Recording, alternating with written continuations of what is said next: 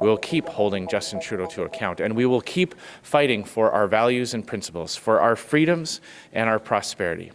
And we will be ready when the time comes and his government falls to take the fight back to Justin Trudeau and give Canadians the government they deserve.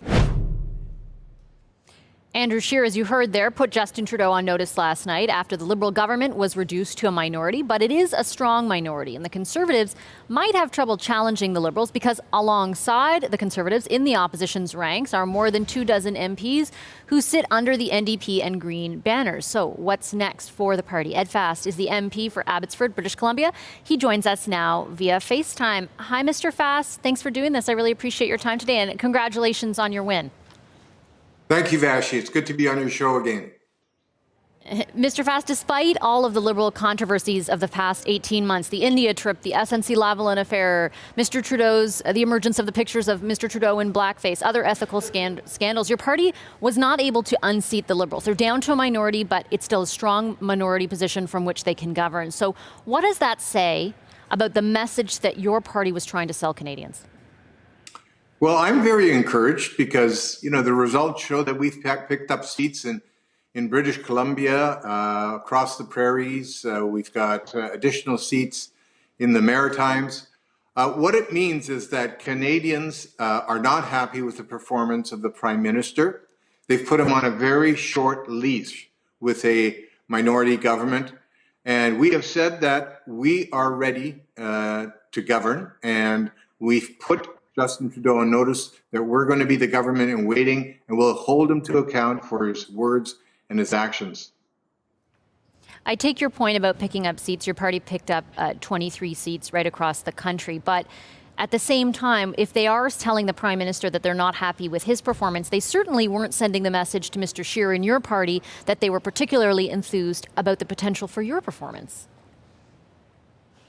Not yet. And with any campaign, you look back and say, hey, maybe I could have done that differently. Maybe I could have done that differently. But I'm generally happy with the campaign we ran. It was consistent with conservative principles. And we know that Canadians have elected conservative governments before.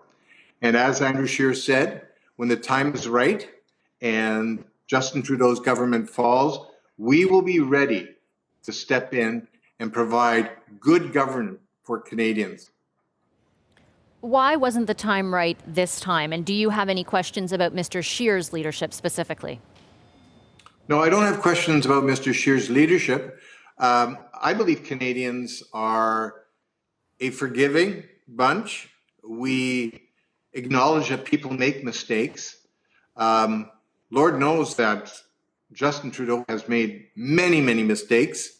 He's been embroiled in scandal.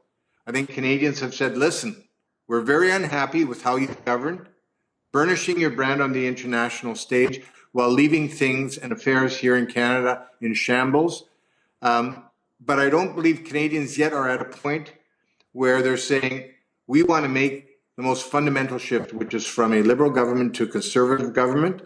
But they've sent a very clear signal to Justin Trudeau, how you've been governing over the last 4 years is unacceptable. And we are electing more Conservative MPs right across the country to send a clear message that if you don't shape up, there is a government in waiting, ready to step in and to provide good governance in Parliament.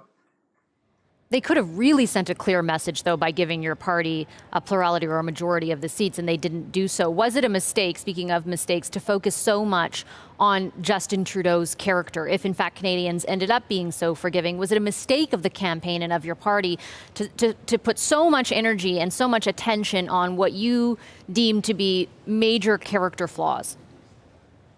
Well, Vashi, understand that it's unprecedented that a prime minister who begins with a majority government then loses it immediately once the next election is called. I believe we've done very well across the country. We've increased our seat count. Canadians have sent a very clear message that they're unhappy. And I believe over the next couple of years, we're going to be able to persuade Canadians that our conservative principles, competence in government, living within our means, and helping Canadians move forward, get ahead. I think that message will resonate. But they're giving Justin Trudeau one last chance to shape up. And we are going to hold his feet to the fire, hold him accountable for scandal, for dishonesty, for incompetence in government. And, you know, as a Canadian, I want to see our government, no matter who forms government, I want our government to be successful, to govern wisely for Canadians. That has not happened over the last 4 years. And I'm hoping that Justin Trudeau actually shapes up, because we're stepping in to a government in waiting role, and we're ready to govern if he fails. Mr. Fast, though, is the way in which you're characterizing the outcome of this election for your party a bit of revisionist history?